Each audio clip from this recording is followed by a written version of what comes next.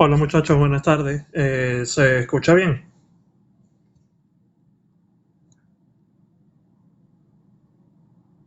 Buenas tardes, profesor, ¿se escucha bien? Gracias.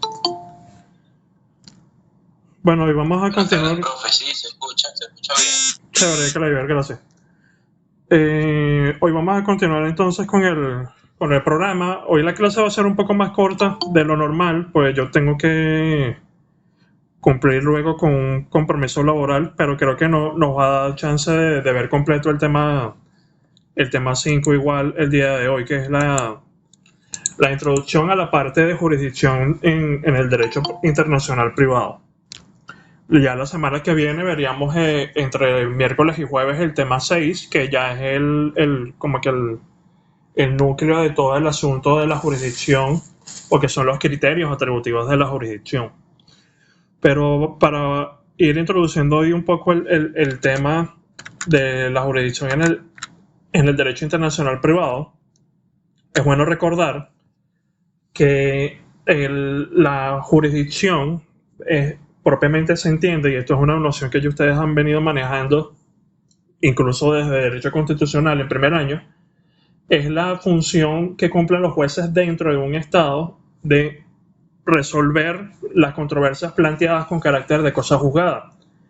Y algo que es característico de la jurisdicción, y eso lo rescatamos acá en esta materia, es que la jurisdicción la detentan todos los tribunales de un estado, y en nuestro caso todos los tribunales de Venezuela, con la diferencia o con lo particular de que el ejercicio de esa jurisdicción se concretiza mediante los distintos criterios de la competencia procesal interna, que nosotros manejamos normalmente: la competencia territorial, la competencia por la cuantía, la competencia por el grado, porque hay asuntos que le corresponden, por ejemplo, a los tribunales de municipio en primera instancia o a los tribunales de primera instancia en primer grado de conocimiento, o asuntos que incluso le corresponden directamente a un juzgado superior o ante alguna de las salas del Tribunal Supremo de Justicia. Y entonces esa competencia procesal interna es la medida del ejercicio de esa jurisdicción o de ese poder que detentan todos los jueces de un estado. Entonces, si bien todos los jueces de Venezuela tienen un poder jurisdiccional, el ejercicio del mismo está delimitado por el ámbito particular de su competencia. ¿Qué ocurre en el ámbito del derecho internacional privado? En el ámbito del derecho internacional privado, antes de la ley de 1999, de 1998, que entró en vigencia en 1999, estos asuntos se denominaban competencia procesal internacional. Aquí creo que hay un error en la lámina, eso lo corrijo antes de cargársela. En el sistema del Código de Procedimiento Civil se indicaba que todos estos asuntos que nosotros vamos a ver como jurisdicción se denominaban competencia procesal internacional. ¿Y qué es la competencia procesal internacional? La capacidad o la facultad de unos tribunales de asumir el conocimiento de un asunto de derecho internacional privado.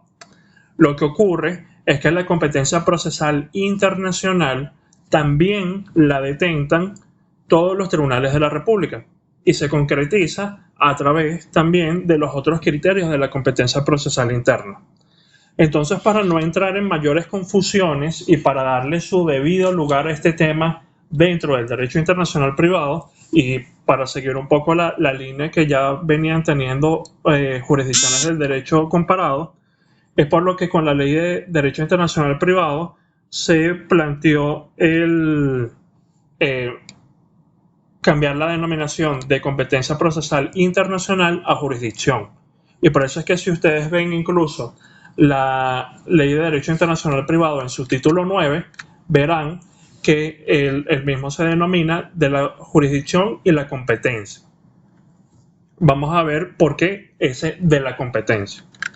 Pero es el caso de que lo que nosotros vamos a estudiar acá es el poder de los tribunales venezolanos de asumir el conocimiento de un caso que está conectado con varios ordenamientos jurídicos, es decir, de un caso de derecho internacional privado. Entonces, en cuanto a la jurisdicción en el derecho internacional privado, nosotros tenemos algunas particularidades, y la particularidad más relevante es que en nuestro sistema la jurisdicción dispone de normas especiales que llevan a que sean inaplicables, por analogía, las normas de competencia procesal interna. Me explico.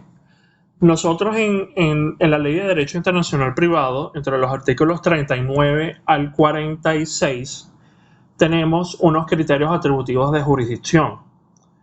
Esos criterios atributivos de jurisdicción aplican siempre que no haya un tratado vigente entre los estados involucrados en el asunto, pero esas son las normas que especialmente aplican en la materia. Si, por ejemplo, nosotros tenemos un tema de divorcio y queremos saber si los tribunales venezolanos tienen jurisdicción, nosotros vamos a aplicar el artículo 42 o el artículo 39, y vamos a ver por qué el 39 o por qué el 42, y no vamos a aplicar como criterio de jurisdicción el artículo, por ejemplo, si no recuerdo mal, el 757 del Código de Procedimiento Civil, que indica que la competencia en materia de divorcio le corresponde al tribunal en donde se encuentra situado el domicilio conyugal de los esposos que se quieren divorciar. Entonces, por eso es que en materia de derecho internacional privado, nosotros en principio no vamos a aplicar las normas de competencia procesal interna para asumir jurisdicción. Luego de que se asume jurisdicción, necesariamente el ejercicio de la misma se tiene que concretar en un tribunal determinado, y para eso sí se utilizan las normas de competencia procesal interna. El asunto está también en que esas normas de jurisdicción y esas normas de competencia procesal interna se supone que deben estar coordinadas. ¿A qué me refiero con coordinadas? Que debe haber, se debe garantizar como mínimo que haya un tribunal que pueda ejercer concretamente la jurisdicción que han asumido los tribunales venezolanos. Esta situación ha venido sobre todo a colación por el caso que está nombrado en pantalla, la sentencia de la Sala Político-Administrativa de la Corte Suprema de Justicia número 212 del 27 de mayo de 1993, caso Solz y Fuentegruber contra Alberto Jaime Sberti, en donde se hizo bastante patente esta situación. Porque, ¿qué ocurría? En este caso se estaba estudiando en la Sala Político-Administrativa un recurso de regulación de jurisdicción en el ámbito de una solicitud de divorcio contencioso. En este caso, las partes habían desde el inicio tenido su domicilio conyugal en Londres, en Inglaterra, pero uno de ellos estaba domiciliado en Venezuela. Entonces, ¿qué ocurría? Al entrar en el estudio de la jurisdicción, la Sala Político-Administrativa efectivamente determinó la jurisdicción por las normas especiales, indicando que en efecto había jurisdicción de los tribunales venezolanos para conocer del asunto, pero al momento de determinar la competencia procesal interna se vio con el obstáculo de que la norma de competencia procesal interna indicaba lo que indiqué hace unos momentos, que es la norma del 757 del Código de Procedimiento Civil, que en materia de divorcio tienen competencia los tribunales del domicilio conyugal, y como el domicilio conyugal estaba en este caso determinado en Londres, entonces no teníamos en Venezuela un tribunal concreto según esa norma para conocer el asunto. Obviamente esto no llevó a que la acción fuese declarada como sin lugar o que se hubiese absuelto a la instancia de alguna forma, sino que se aplicó la norma residual que tiene el Código de Procedimiento Civil, de que a falta de algún tribunal competente de forma especial, tendrá competencia los tribunales de la capital de la República, es decir, los tribunales de Caracas, y en este caso serían los tribunales civiles de Caracas. Entonces, esto introdujo en los proyectistas de aquel entonces de la Ley de Derecho Internacional Privado la necesidad de coordinar entonces esas normas de jurisdicción que se estaban discutiendo con unas normas de competencia procesal interna. Y es por eso que si ustedes revisan la Ley de Derecho Internacional Privado, ustedes verán que a partir del artículo 48 hasta el artículo 52 tenemos unas normas de competencia procesal interna que son espejo de los artículos 40 al 42, que son las normas de jurisdicción. Entonces, si nosotros, como vamos a ir viendo la semana que viene, asumimos jurisdicción por el artículo 40 de la Ley de Derecho Internacional Privado, nosotros vamos a saber qué tribunal tiene competencia procesal interna de forma concreta aplicando el artículo 49. Y vemos que los criterios además se asemejan a los criterios de jurisdicción. Por ejemplo, el artículo 40, numeral 1, habla de acciones relativas a la disposición o la tenencia de bienes muebles o inmuebles situados en el territorio de la República. ¿Cómo se concreta eso con el artículo 49? Que cuando se ventilen acciones relativas a la disposición o la tenencia de bienes o muebles o inmuebles situados en el territorio de la República, el tribunal del lugar en donde estén situados los bienes será el competente para conocer del asunto. Ya en lo que respecta a competencia por la materia, por la cuantía o por el grado, ya en eso aplicarán las normas que ustedes ya han visto en materia del Código de Procedimiento Civil. Pero aquí en la Ley de Derecho Internacional Privado tenemos unos criterios de competencia procesal interna que también tenemos que tener en conocimiento y que normalmente en Derecho Procesal Civil no se ve de forma concreta, salvo algunos profesores que en efecto se dan a la tarea de incluir a la Ley de Derecho Internacional Privado adecuadamente en sus programas. Entonces, a partir de este caso de la Sala Político-Administrativa de la Corte Suprema de Justicia se planteó entonces esa necesidad de coordinación entre las normas de jurisdicción y las normas de competencia procesal interna. Lo que ocurre es que en efecto en la Ley de Derecho Internacional Privado nosotros tenemos unas normas que aplican para los casos de jurisdicción contenciosa, pero está la duda y una sentencia reciente de la Sala Político-Administrativa del Tribunal Supremo de Justicia del año pasado, de finales del año pasado, el reflejo de eso. No ocurre lo mismo con la jurisdicción voluntaria. Entonces vamos a ir viendo cómo se puede solucionar eso a partir de la Ley de Derecho Internacional Privado. Pero lo cierto es que en materia de jurisdicción contenciosa se tiene que aplicar, a falta de las normas, de algunas normas que vamos a ver disponibles en los tratados internacionales, las normas de la Ley de Derecho Internacional Privado, específicamente situadas en el artículo, en el capítulo 9 de nuestra ley. Además, dentro de este tema sobre la jurisdicción, el problema de la jurisdicción, tenemos que tener en cuenta que el sistema de jurisdicción está basado en unos principios particulares. Y esos principios particulares se pueden dividir en estos tres grupos: principios de derecho internacional público, principios de derecho constitucional y principios de derecho internacional privado. Vamos a ir viendo de qué viene cada uno de ellos, pero antes quisiera al menos introducirlos un poco cómo han sido en derecho comparado los sistemas de regulación del asunto de la jurisdicción. En cuanto a los sistemas de regulación de la jurisdicción en derecho comparado, se pueden diferenciar, así con esa denominación que ha utilizado la doctrina, un sistema de origen francés o subjetivo, un sistema inglés que tiene más un carácter objetivo por el factor de conexión de la citación, y un sistema mixto que puede incluir tanto asuntos objetivos como subjetivos.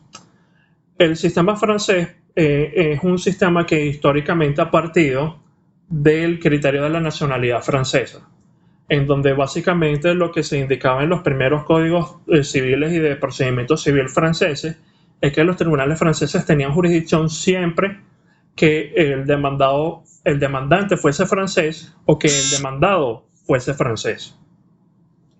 Ahí lo que ocurría en ciertos asuntos es que se llegaban a ciertos extremos en cuanto a estas normas, porque en primer lugar no daba una respuesta correcta cuando las dos partes del caso fuesen extranjeras y hubiese alguna conexión de otro tipo que no fuese subjetiva con el territorio francés.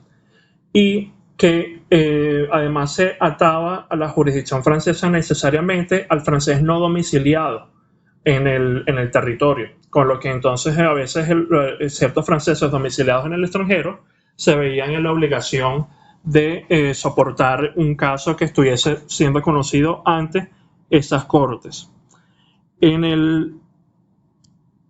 Eso llevó entonces a que, en primer lugar, la jurisprudencia fuese relativizando ese principio de jurisdicción sobre la base de la nacionalidad francesa, fuese estableciendo ciertas reglas para los casos objetivos, por ejemplo, lugar de celebración del contrato, lugar de ejecución del contrato o domicilio de las partes, entre otros criterios, para entonces ir formando un sistema más completo. Y actualmente, si bien el sistema francés todavía tiene mucho de ese criterio de la nacionalidad, tiene también otros criterios que lo complementan.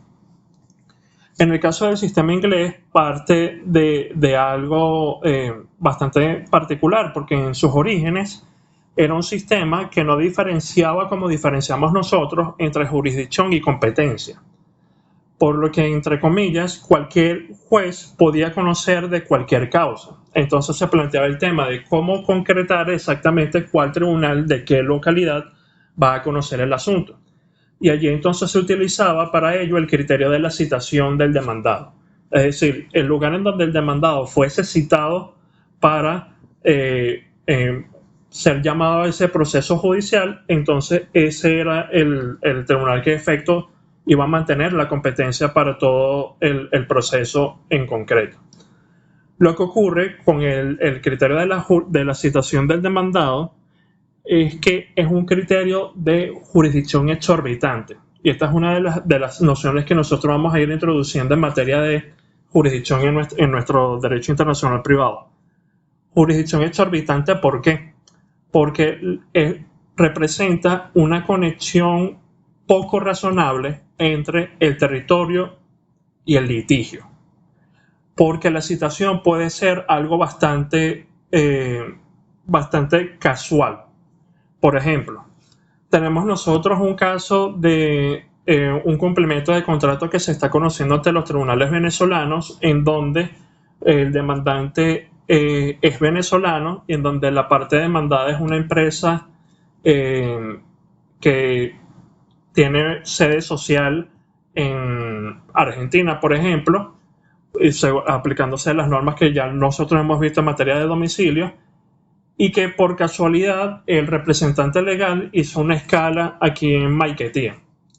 Entonces el demandante coordina con el tribunal para el traslado al aeropuerto y entonces cita a la persona allí en el aeropuerto y por ende lo cita en territorio venezolano. Ciertamente ahí se cumple con el criterio, pero la conexión entre el litigio y el foro solo por ese criterio de citación es bastante débil. Ya el juez tendrá que determinarse, mira, aquí también esto se puede complementar por el hecho de que el demandante sea venezolano o no, dependiendo de la operación, dependiendo de la situación jurídica de fondo. Hay un contrato que se ejecutó aquí, es una relación de matrimonio, en el caso de que sea un matrimonio que se celebró acá, o las partes están domiciliadas en este territorio, o si hubo daños, por ejemplo, la causa, los efectos de ese daño se verificaron también en nuestro territorio. Eso es algo que el juez entonces tendrá que valorar a los efectos de complementar ese asunto. Lo que ocurre con el sistema inglés, que también nosotros lo vamos a ver cómo se configura eso desde el punto de vista del derecho venezolano, es que si bien ellos, por cómo estaba estructurado el sistema, veían esa, entre comillas, enfermedad del criterio exorbitante de la citación del demandado, se dispusieron a crear una cura, que es la institución del Forum No Convenience.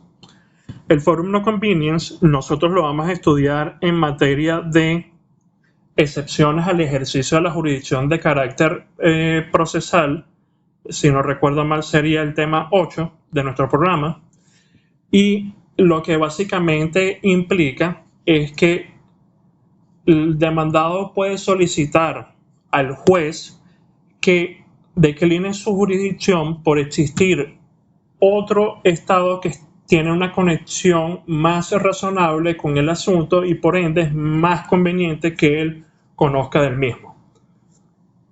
Por eso es que la excepción, la denominación de la excepción es en latín foro no conveniente. Es yo decirle al juez, mira, no es razonable que tú conozcas este asunto. Entonces allí se valoran ciertas nociones como la disponibilidad de la prueba, la cercanía con los hechos del caso, entre otras nociones que va a tener que valorar el juez a los efectos de ver si otorga o no esa excepción. Pero esta fue la solución que buscaron los tribunales ingleses para paliar esas complicaciones que podía traer el criterio de la jurisdicción basada en la citación del demandado para entonces como que salvaguardar uno de los principios que vamos a ver más adelante, que es el principio de proximidad razonable entre el litigio y el foro. Finalmente tenemos el sistema mixto, que el sistema mixto simplemente es un sistema que contiene tanto criterios basados en las personas como en los actos, es decir, en criterios subjetivos o objetivos. Y es básicamente la forma en la que está configurado nuestro sistema de derecho internacional privado venezolano, tanto en sus fuentes internacionales como en el Código Bustamante, que es el criterio, el tratado que generalmente o de forma general regula el tema de la jurisdicción a nivel de fuentes internacionales, como en la Ley de Derecho Internacional Privado, que es la ley general en materia de jurisdicción en nuestra materia. ¿Alguna pregunta hasta ahora? ¿Algo que no haya quedado claro?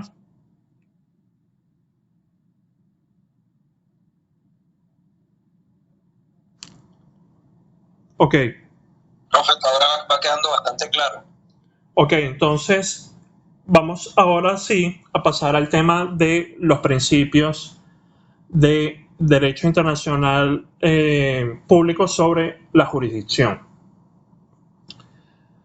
Aquí nosotros tenemos básicamente 4 principios que son los que están denominados en pantalla. Tenemos en primer lugar el principio de territorialidad de la soberanía estatal, que nosotros también lo conversábamos ayer en materia de derecho procesal civil en general y se concreta igualmente en materia de jurisdicción. Y lo que implica simplemente es que la jurisdicción solo puede ser ejercida por cada estado dentro de su territorio, salvo que sea autorizado a ejercerla de alguna manera en el territorio de otro estado. ¿Cómo puede ser autorizado ese estado a realizar actos jurisdiccionales en otro estado?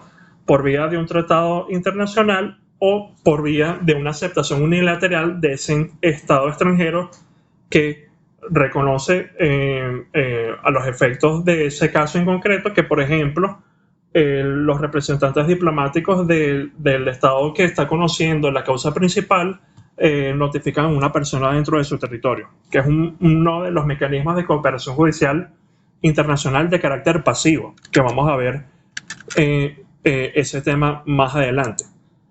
Pero la regla es entonces que la jurisdicción se encuentra limitada por el ámbito territorial de cada estado. Por eso es que yo les decía ayer, y ese es el ejemplo como que más ilustrativo, de que un alguacil no se puede montar en un avión a notificar a una persona en cualquier parte del mundo, sino que tiene que activarse los mecanismos de cooperación judicial internacional para la consecución de ese acto procesal en particular. En segundo lugar, tenemos el principio de unilateralidad de las normas nacionales de jurisdicción. Y esta es una de las preguntas que yo les había dejado a ustedes el día de ayer, que era si un tribunal, luego de declarar la falta de jurisdicción, puede indicar qué tribunal puede conocerlo. ¿Qué buscaron al respecto que vieron por ahí?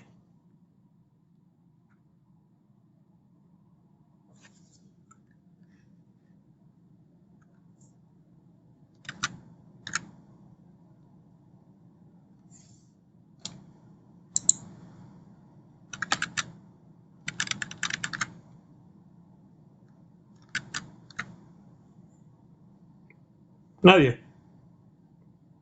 ¿Se escucha? Sí, Alberto, adelante. Bueno, profesor, por lo que estuve investigando, encontré unas cuantas sentencias donde simplemente declaran es la falta de jurisdicción, pero no indican si un tribunal extranjero tendrá jurisdicción o no. Simplemente no da lugar a la solicitud de falta de jurisdicción, o si da lugar, pero no indican que tribunales que tiene jurisdicción a nivel internacional, por así decirlo. Ok, Ismar, veo que estás poniendo algo en el chat. ¿Quieres comentarnos algo al respecto?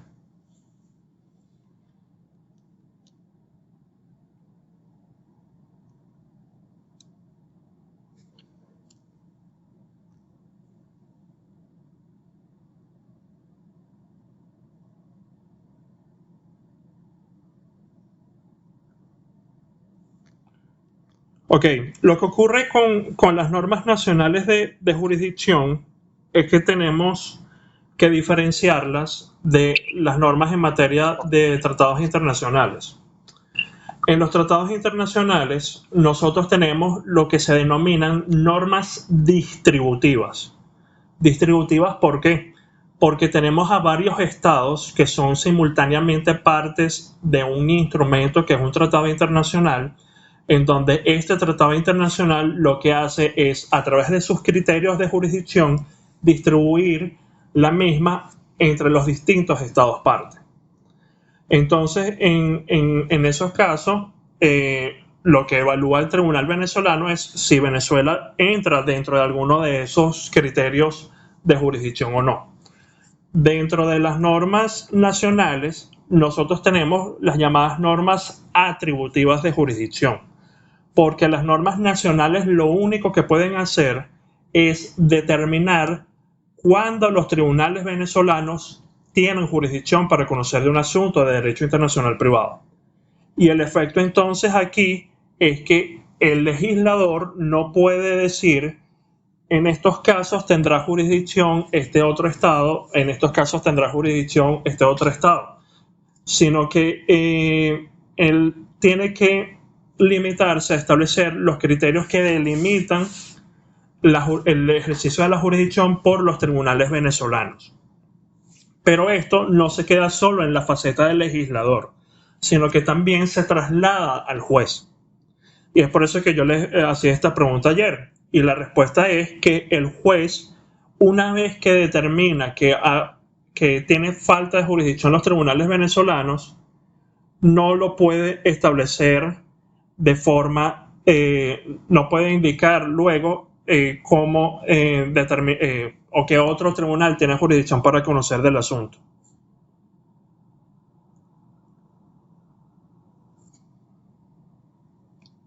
Entonces, en esos casos, si por ejemplo es planteado un asunto de una acción reivindicatoria de un apartamento que está en España, la acción deriva de un contrato de compraventa que fue suscrito en España, ejecutado en España, entre una parte nacional y domiciliada en España y otra parte venezolana con domicilio también en España. La parte que está demandando en Venezuela es la parte venezolana, con lo que el demandado no está domiciliado en nuestro territorio. El bien no está situado en nuestro territorio. Entonces allí no hay un criterio de jurisdicción disponible para los tribunales venezolanos para asumir su jurisdicción. Entonces, ¿a qué nos lleva? A que en efecto se tiene que declarar la falta de jurisdicción. Lo que no puede hacer el juez venezolano es decir en su dispositivo lo siguiente: luego de declarar en primer lugar la falta de jurisdicción, indicar que en segundo lugar, en vista de todos los criterios objetivos y subjetivos que detenta este caso, los tribunales que deben conocer este asunto son los tribunales españoles. Eso no lo puede indicar el tribunal venezolano, porque eso se conecta con el primer principio que vimos, porque estaría invadiendo de alguna manera la soberanía estatal de ese estado de autolimitar su ejercicio de la función jurisdiccional. Cada estado tiene la posibilidad de regular con la mayor libertad posible, salvo algunos principios, la materia de jurisdicción, y uno de esos principios es que efectivamente los estados no invadan el ejercicio de esa función jurisdiccional entre sí.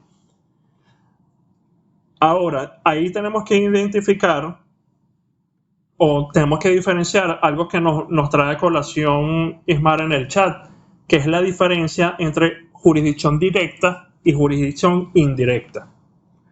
Jurisdicción directa alude al hecho de que un Estado asume jurisdicción para conocer un asunto y son sus tribunales los que efectivamente sustancian un proceso y dictan una sentencia en ese caso. A eso se refiere la jurisdicción directa. La jurisdicción indirecta es un requisito que se estudia en ciertas excepciones al ejercicio de la jurisdicción y muy especialmente en el reconocimiento y ejecución de sentencias extranjeras, que básicamente es un juicio hipotético de si los tribunales que dictaron esa sentencia, que es objeto de la solicitud de reconocimiento, efectivamente tenían jurisdicción o no. Pero vemos que aquí no se está imponiendo la jurisdicción al tribunal extranjero, sino que se está revisando si ya esa jurisdicción que se materializó en esa sentencia efectivamente era razonable o no. Porque el criterio de la jurisdicción indirecta es, a final de cuentas, una forma de control del principio de proximidad razonable junto con otros principios en materia de jurisdicción y especialmente el principio de la garantía de la defensa de las partes. Entonces,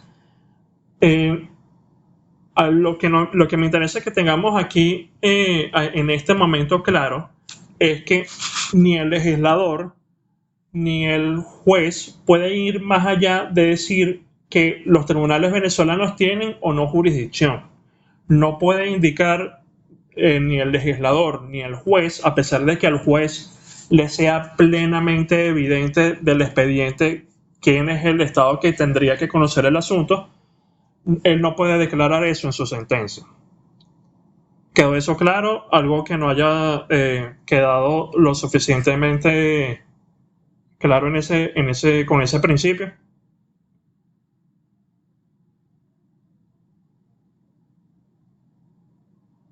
Creo que todo bien entonces.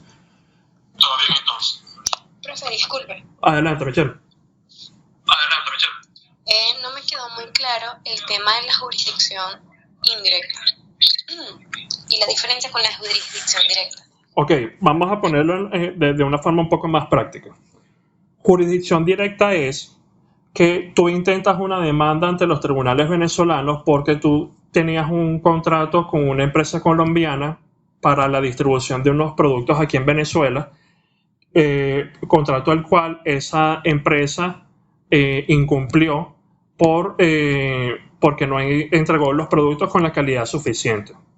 Entonces tú vienes y interpones una demanda ante los tribunales venezolanos demandando el cumplimiento del contrato con el pago de los daños y perjuicios. ¿Es un caso internacional? Sí, es un caso internacional porque hay criterios relevantes de internacionalidad, como es el domicilio de las partes, como es el lugar de ejecución del contrato, porque se ejecuta entre Colombia y Venezuela. Entonces, ¿en qué incide la jurisdicción directa en este caso? Que los tribunales venezolanos se sientan con este caso a conocer, ok, según las fuentes del sistema venezolano de derecho internacional privado, ¿puedo yo conocer este asunto? Entonces ahí las únicas respuestas posibles son sí o no. Y por eso es que nosotros vamos con este principio a que esas son las dos únicas cosas que puede declarar el juez, y cuando declara la falta de jurisdicción, él no puede indicar qué otro Estado tiene jurisdicción para conocer del asunto. Esa es la jurisdicción directa. ¿Qué es la jurisdicción indirecta? Y creo que se ve de forma más patente con el reconocimiento y ejecución de sentencias extranjeras. Es lo siguiente. En un caso similar, tú tienes ese contrato con esa empresa colombiana, pero resulta que esa empresa colombiana se insolventó en Colombia a los efectos de no tener que responder de la demanda que tú interpusiste ante los tribunales colombianos. tú demandaste ante los tribunales colombianos, efectivamente obtuviste una sentencia favorable para ti, se declaró con lugar la demanda, pero esa sentencia no puede ser ejecutada en el territorio colombiano porque no hay bienes suficientes. Entonces tú te traes la sentencia a Venezuela porque has conocido que esa empresa tiene, por ejemplo, unos terrenos, tiene algunos bienes en Venezuela y tiene unas cuentas bancarias en los bancos venezolanos. Entonces tú te traes la sentencia colombiana y activas un procedimiento de exequatur. ¿Qué se hace además de otros requisitos dentro del procedimiento de exequatur? El juez en sede de reconocimiento se siente y dice, ok, en este caso los tribunales colombianos tenían razonablemente la posibilidad de asumir jurisdicción. Entonces ahí el tribunal venezolano en sede de reconocimiento dirá, ok, en este caso uno de los contratantes está domiciliado en Colombia y en efecto era el contratante que fue demandado. Parte del contrato se ejecutó allá en Colombia, con lo que, bueno, creo que es bastante razonable que él haya asumido jurisdicción, con lo que se cumple con ese requisito.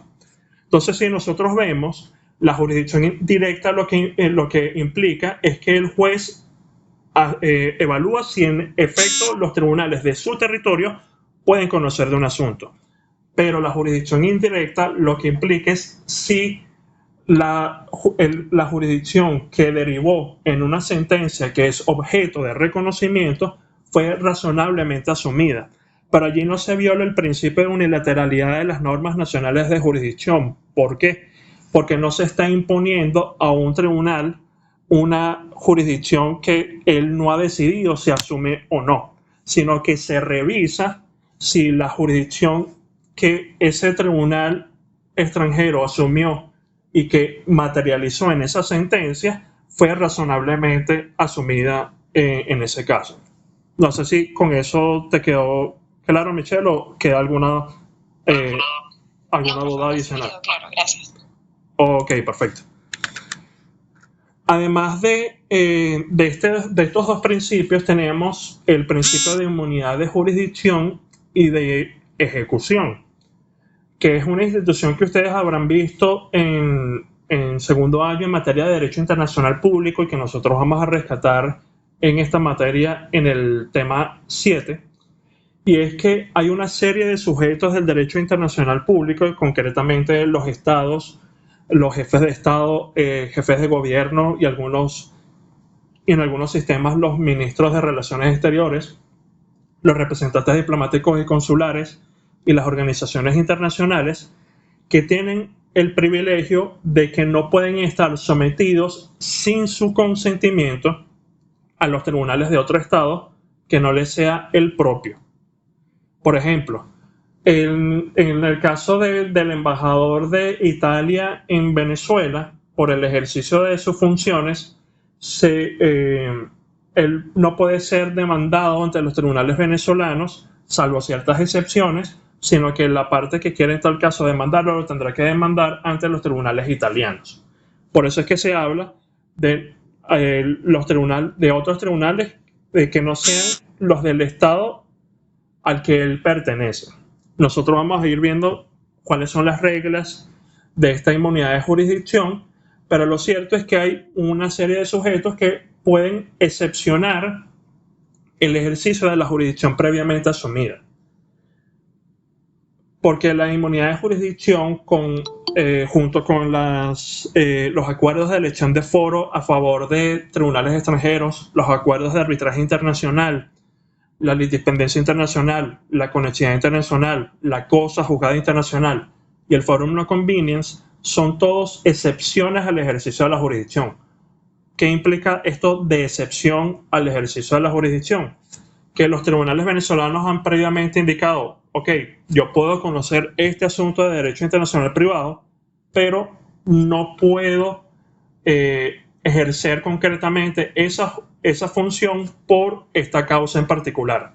En este caso, esa causa es que estos sujetos del derecho internacional público tienen estas prerrogativas. Junto con la inmunidad de jurisdicción está también la inmunidad de ejecución, que ampara a los mismos sujetos, pero que no se refiere ya al asunto de que no puedan ser sometidas a un proceso judicial, sino de que no puedan ser objeto de medidas cautelares o medidas ejecutivas. Son instituciones hermanas, por así decirlo, pero diferenciadas entre sí, porque incluso la renuncia a la inmunidad de jurisdicción no implica la renuncia a la inmunidad de ejecución. Esto de la inmunidad de jurisdicción es también un aspecto que se estudia dentro del derecho penal internacional, pero nosotros lo vamos a ver en materia de derecho internacional privado en el ámbito de relaciones privadas, no en el ámbito de asuntos penales. Además, tenemos como principio en materia de derecho internacional público sobre la jurisdicción, algo que ya hemos visto suficientemente en el tema 4 que desarrollamos ayer, que es el principio de no denegación de justicia a los extranjeros, que ya hemos dicho que en Venezuela se le garantiza básicamente a los extranjeros que puedan acceder de la misma forma que los venezolanos a los órganos jurisdiccionales dentro de nuestro territorio. ¿Alguna duda? ¿Algo que no haya quedado suficientemente claro de los principios de derecho internacional público?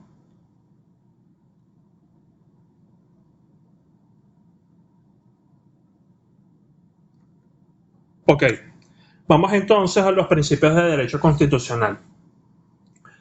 Y aquí tenemos concretamente dos principios, uno con el cual no me voy a detener en mayor medida porque ya ayer lo desarrollamos bastante, que fue el principio de la tutela judicial efectiva, en donde nosotros indicamos que en materia de jurisdicción allí nos interesa sobre todo la faceta de la tutela judicial efectiva que se refiere al derecho de acceso a la justicia, y podemos incluir también dentro de cierto modo el respeto al debido proceso, y que a final de cuentas ese acceso a los tribunales debe ser igual entre nacionales y extranjeros. Eso es algo que ya vimos suficientemente ayer.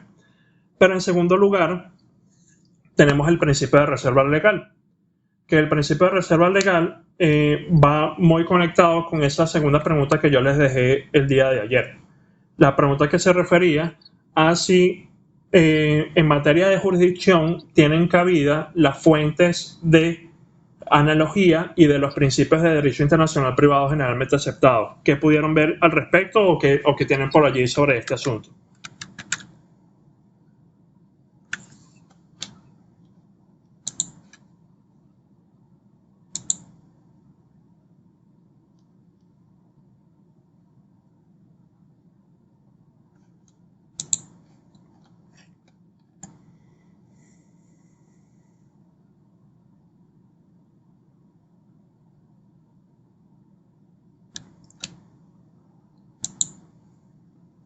¿Alguien pudo revisar algo al respecto?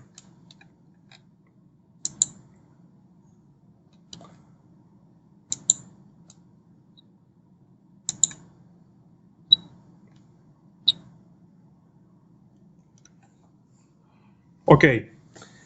En materia de principio de reserva legal y en materia de fuentes, y de hecho esto fue algo que ya nosotros vimos en el tema 2 relativo a las fuentes del derecho internacional privado, en materia de jurisdicción solo tienen cabida las fuentes de carácter positivo.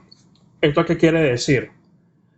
Que en materia de jurisdicción solo aplican los dos primeros niveles de fuentes del artículo 1 de la Ley de Derecho Internacional Privado. Esto implica que si no hay un tratado internacional y si no hay una norma interna que asigna jurisdicción a los tribunales venezolanos, el resultado necesario es que se declara la falta de jurisdicción, no que se aplique la analogía o los principios de derecho internacional privado generalmente aceptados. Entonces ahí nosotros, por eso es que yo les decía en el tema 2 relativo a las fuentes, que el sistema de fuentes tiene una extensión distinta en materia de derecho aplicable y en materia de jurisdicción. En materia de derecho aplicable se aplican los 4 niveles de fuentes, desde los tratados hasta los principios. Pero en materia de jurisdicción solo se aplican los 2 primeros niveles de fuentes, el tratado internacional y las normas internas. Entonces ustedes tienen que tener muy en cuenta esos puntos. Y también para que vayamos conociendo un poco la metodología en materia de jurisdicción tiene que tener en cuenta lo siguiente.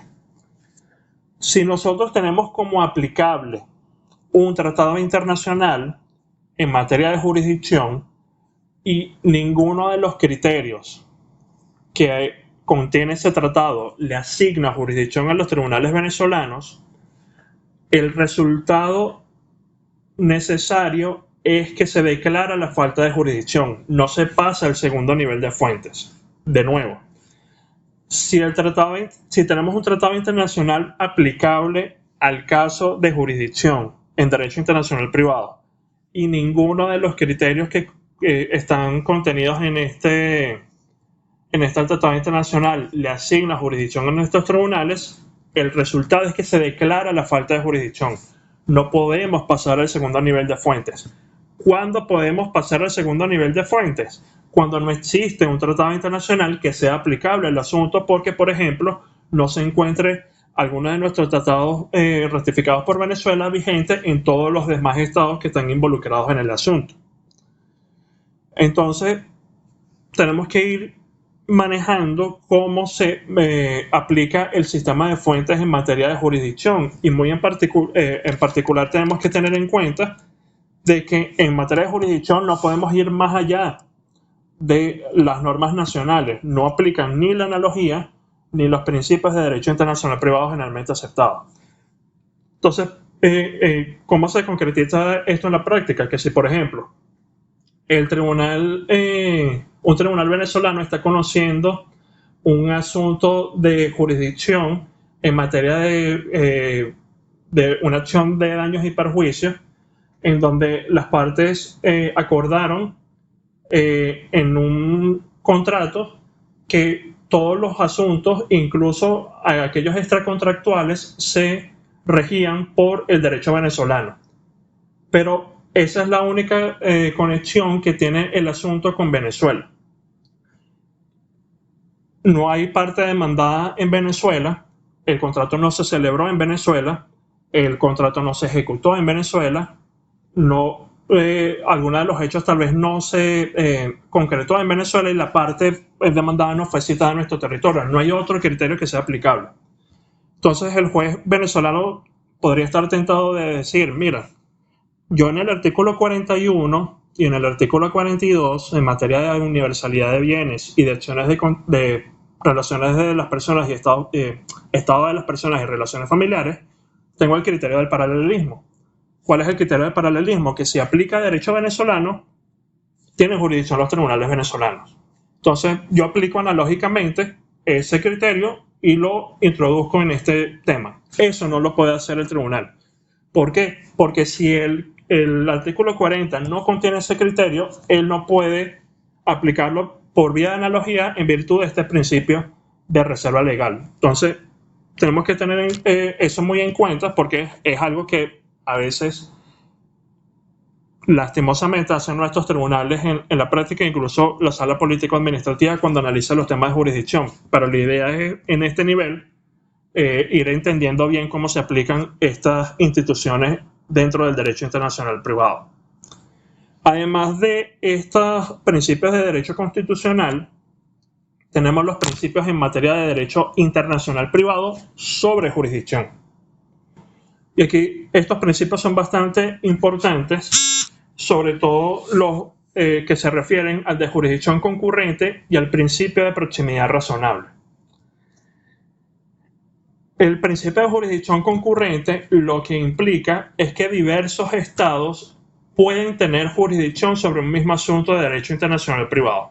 Por ejemplo, tenemos un asunto de un contrato de distribución que fue suscrito por una parte con domicilio en Francia, con una parte con domicilio en Chile, para ser ejecutado una parte en España, la otra parte en Venezuela.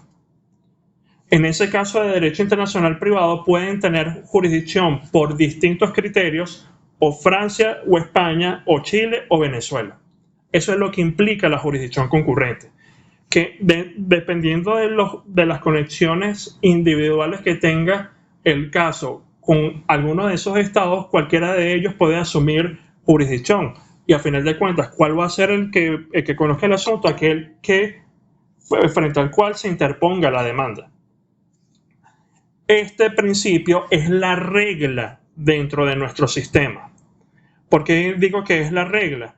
Porque anteriormente en el sistema del Código de Procedimiento Civil y sobre todo en aquel que estuvo vigente entre 1916 y 1987, la regla era que la jurisdicción de los tribunales venezolanos era inderogable y que a pesar de que las partes acordasen ir ante una jurisdicción extranjera, cualquiera de ellas podía activar los tribunales venezolanos porque a final de cuentas la jurisdicción de nuestros tribunales era inderogable. Como excepciones al ejercicio de la jurisdicción, al principio de jurisdicción concurrente, nosotros tenemos dos instituciones que vamos a ver más concretamente en el tema 8 del programa, que son la jurisdicción exclusiva y la jurisdicción inderogable. Para que al menos se lleven ahorita una idea de qué implican las mismas, la jurisdicción exclusiva lo que implica es que solo los tribunales de un estado pueden conocer un asunto. Mientras que la jurisdicción inderogable lo que implica es que las partes, por el ejercicio de su autonomía de la voluntad, no pueden excluir la jurisdicción de un estado. Es decir, yo no puedo decir, o si lo digo no tiene efecto en un contrato, que van a tener jurisdicción los tribunales de Colombia con exclusión de los tribunales venezolanos. Si es un asunto que entra dentro de alguno de los criterios de jurisdicción inderogable, ese acuerdo en su faceta negativa de excluir la jurisdicción de los tribunales venezolanos no aplica. Pero de nuevo, estas son dos instituciones que vamos a ver con mayor detenimiento un poco más adelante en el programa. En segundo lugar, tenemos el principio de autonomía de la voluntad como criterio atributivo de jurisdicción. Y aquí hay dos puntos que tenemos que tener bastante claros. En primer lugar, que la autonomía de la voluntad como criterio atributivo de jurisdicción es efecto más no causa de la internacionalidad de la relación. Ustedes se preguntarán, profesor, ¿cómo se come eso? Ok.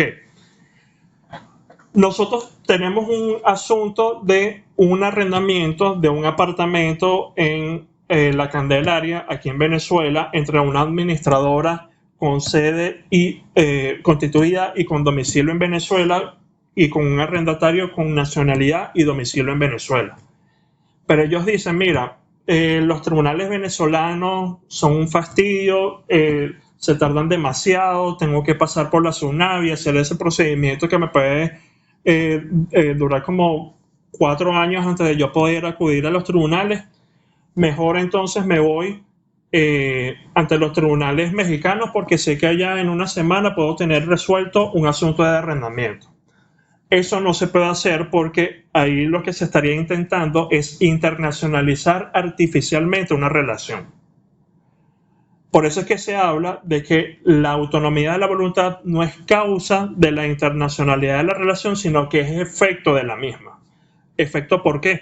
Porque, por ejemplo, en ese caso que les narraba anteriormente, de un contrato de distribución entre una parte con domicilio en Francia con otra con domicilio en Chile, un contrato que se ejecutaba entre España y Venezuela, yo puedo, esas partes de ese contrato pueden sí elegir, mira, yo voy ante los tribunales de cualquiera de estos estados involucrados o ante un tercer estado que ni siquiera tiene conexión con el asunto.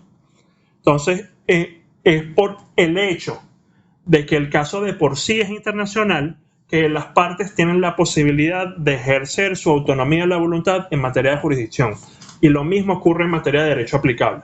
En ambos casos, ese ejercicio es consecuencia de que la relación es internacional de por sí, no por el hecho de que ellos lo hayan ejercido, es que la relación es internacional. Además, dentro del principio de autonomía de la voluntad como criterio atributivo de jurisdicción, tenemos que ir teniendo claro las diferencias entre la llamada prórroga de la jurisdicción y la elección en materia de jurisdicción. Prórroga, ¿qué significa? Que sin el ejercicio de la autonomía de la voluntad como criterio atributivo de jurisdicción, ese estado en concreto no tendría jurisdicción para conocer el asunto. Por ejemplo, trayendo de nuevo a colación el caso del contrato de distribución, tenemos como estados involucrados Francia, España, Chile y Venezuela. Pero ellos eligen, mira, yo quiero que esto lo conozcan los tribunales de los Estados Unidos.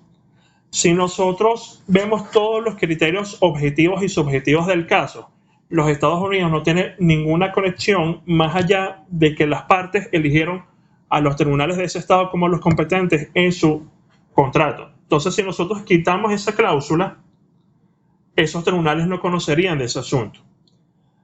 En ciertos estados, este ejercicio de la prórroga está sometido a algunos límites, sobre todo que haya una conexión con el asunto, pero por ejemplo en Venezuela, en materia de acciones de contenido patrimonial, no se exige ese requisito. Entonces, si las partes de un contrato que no tengan nada que ver con los tribunales venezolanos eligen a los tribunales venezolanos como competentes, perfectamente eso lo pueden hacer. Y los tribunales venezolanos tienen que asumir esa jurisdicción porque lo indica nuestro artículo 40 en su numeral 4 de la Ley de Derecho Internacional Privado. Eso es la prórroga. La elección que implica que entre todos los estados involucrados en el asunto, por criterios previamente existentes, las partes de la relación eligen uno en concreto. De nuevo con el ejemplo. Tenemos a Francia porque ahí está domiciliada una parte, Chile porque está domiciliada otra parte, España porque ahí se ejecuta una parte del contrato y Venezuela porque ahí se ejecuta otra parte del contrato. Y entonces las partes en el estudio de su relación ven y deciden ir a los tribunales de Francia como tribunales competentes en esa materia. Entonces, en ese caso, las partes están eligiendo a un tribunal, a los tribunales de un estado que de por sí tendrían jurisdicción para conocer el asunto por un criterio previamente existente. Por eso es que se habla allí de elección. Allí las partes no le están, por el solo ejercicio de la autonomía de la voluntad, creando la jurisdicción a ese tribunal, a los tribunales franceses, sino que ellos previamente tenían un criterio razonablemente que razonablemente podía llevar a asumir esa jurisdicción, que era el lugar del domicilio de una de las partes.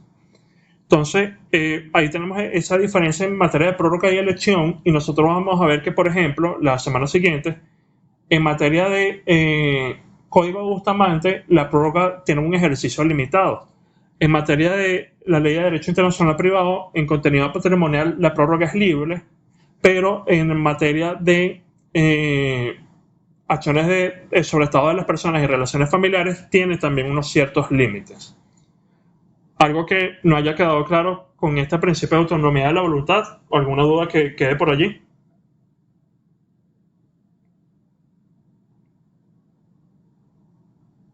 Ok. En materia de principios de derecho internacional privado sobre jurisdicción, tenemos además el principio de proximidad razonable, que es lo que implica que la jurisdicción debería idealmente estar basada en una mínima conexión razonable entre el litigio y el foro, con excepción de ese ejercicio de la autonomía de la voluntad, porque modernamente se le ha dado un mayor alcance a esa autonomía de la voluntad de las partes, sobre todo en materia patrimonial. Pero la idea es que los tribunales de un estado asuman un asunto de derecho internacional privado por el hecho de que hay una mínima conexión razonable entre el litigio y el foro. Una parte está domiciliada allí se ejecutó parte del contrato, allí se celebró, allí las personas se casaron, o allí alguno de ellos está domiciliado en ese momento y por eso aplica el derecho de ese estado, que son algunos de los criterios que vamos a ir viendo más adelante.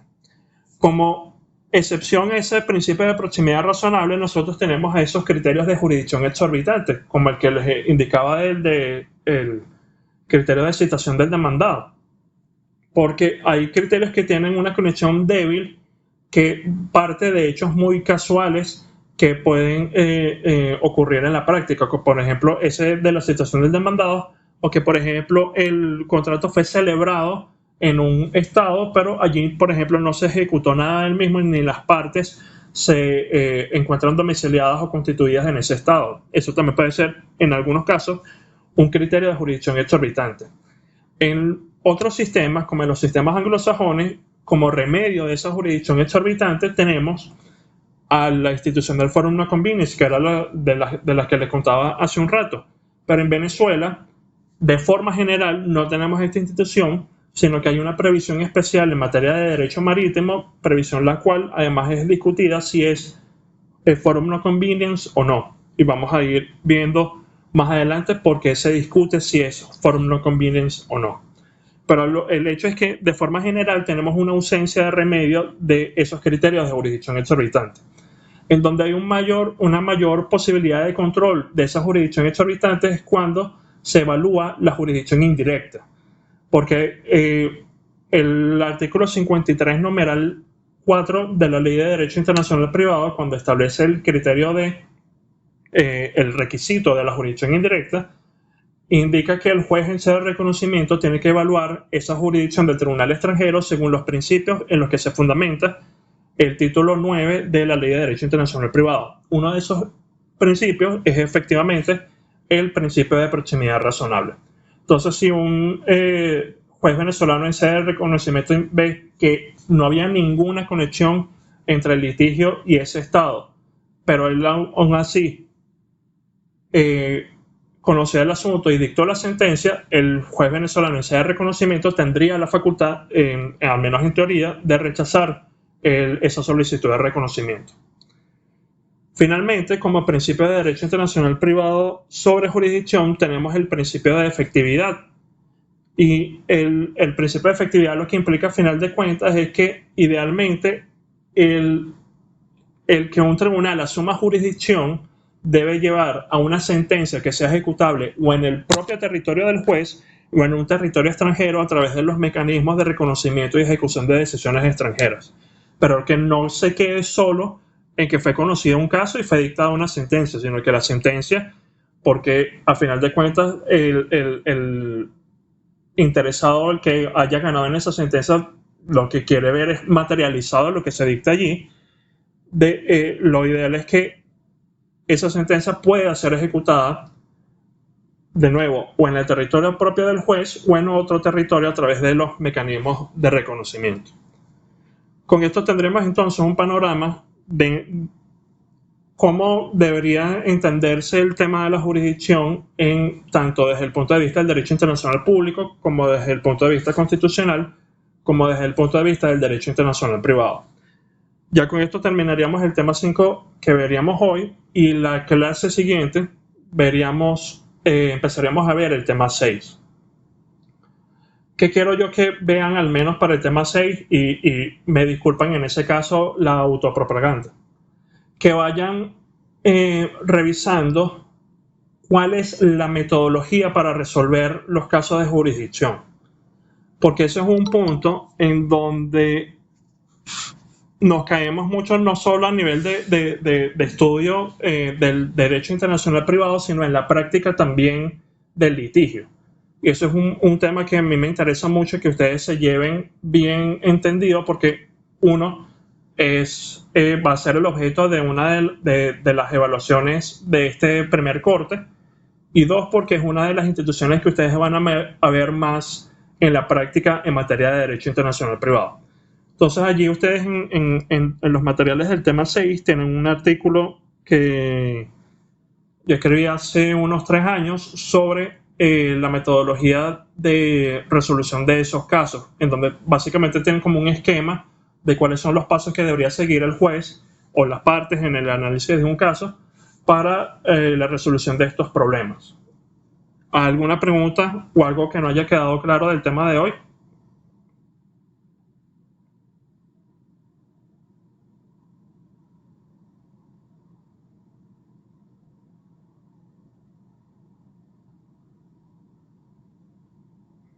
Ok, entonces nos veremos el próximo miércoles. Ya ustedes tienen allí todos los materiales en la carpeta compartida y cualquier cosa estamos en comunicación por el grupo de WhatsApp. Entonces, feliz tarde a todos y feliz fin de semana también, ya que nos vemos la semana que viene. Que estén bien. Gracias, profesor. Gracias, profe. Feliz tarde. Gracias, profe.